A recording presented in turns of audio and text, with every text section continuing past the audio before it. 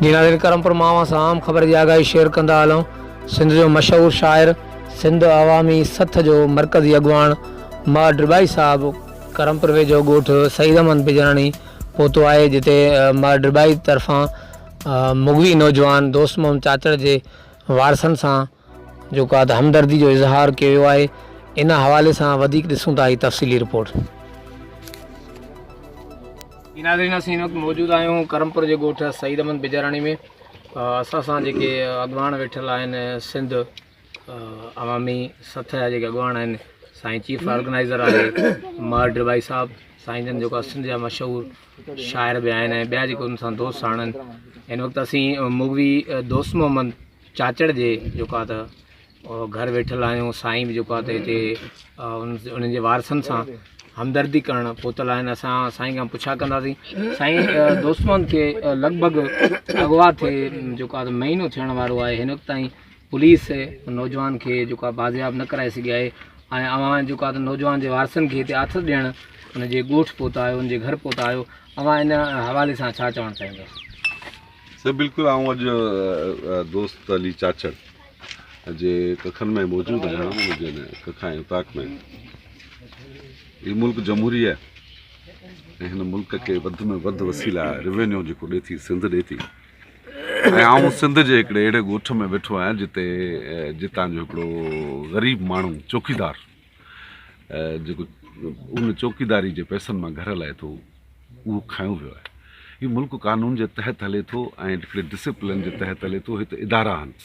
हिन ज़िले में हेॾी सारी पुलिस मौजूदु आहे, एसपी साहब मौजूदु आहे, जंहिंजी ज़िमेदारी आहे त हू माण्हुनि जो तहफ़ुज़ करे ऐं हू पंहिंजी ड्यूटी ईमानदारी सां करे त जीअं माण्हू आराम सां निंड करे सघनि।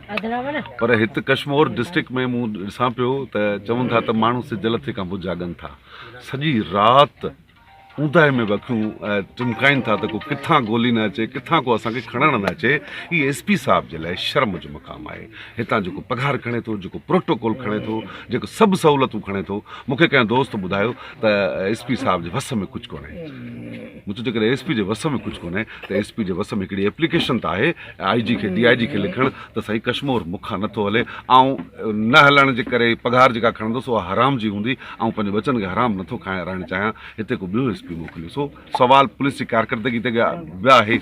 उनखां अलावा ही जेको डिस्ट्रिक्ट आहे सो तक़रीबन क़बाइलियत आहे, सरदारी निज़ाम हिते जाम आहे। ऐं सरदार साहिबान खे बि मौतबाना गुज़ारिश कंदुसि त ही ग़रीबड़ा कखड़नि वारा छपरनि वारा ऐं बिजराणी साहिबनि जो ॻोठ आहे ऐं सरदार महबूब अली खान बिजराणी, शबीर खान बिजराणी, हिननि खे बि गुज़ारिश कंदुसि त ही मारूड़ा तव्हांजा पंहिंजा आहिनि। हिननि जे घर में मातम आहे। असां उतां आया आहियूं हिननि खे गिराहटी पाइणु। ॿियो असां वटि न भुंग आहिनि, न कुझु आहे, न हथियार आहे, न कुझु आहे। असां आया आहियूं सिर्फ़ु अफ़सोस हिन सां मिलणु त हिननि खे हा जल थिए त सिंध जे हुन कुंड ते बि असांजी दिलि तव्हां सां गॾु धड़के थी, तव्हांजे ॾुख में शरीक थियणा आहियूं। सो आउं मुतालबो कंदुसि वरी बि हुकूमत खां, मुराद अली शाह साहिब खां या चीफ जस्टिस साहिब सिंध खां, आईजी साहिब खां, साईं कश्मीर सिंध आहे ऐं उहा सिंध उते पंहिंजो माण्हुनि खे तहफ़ुज़ खपे जेका मिनरल सां मालामाल आहे। हितां खां हेॾा सारा प्लांट लॻा पिया आहिनि, गैस जा ऑयल जा डिपू लॻा पिया आहिनि, जितां अधु पाकिस्तान खे तेल वञे थो। इन पाकिस्तान जे पाड़े में मिसकिन माण्हू रहनि था, उनखे तहफ़ुज़ जी ज़रूरत आहे। सो पंहिंजे डीआईजी खे, पंहिंजे एसपी जी वाॾण छिकियो त जीअं हिन ग़रीबनि खे तहफ़ुज़ ॾेई सघनि।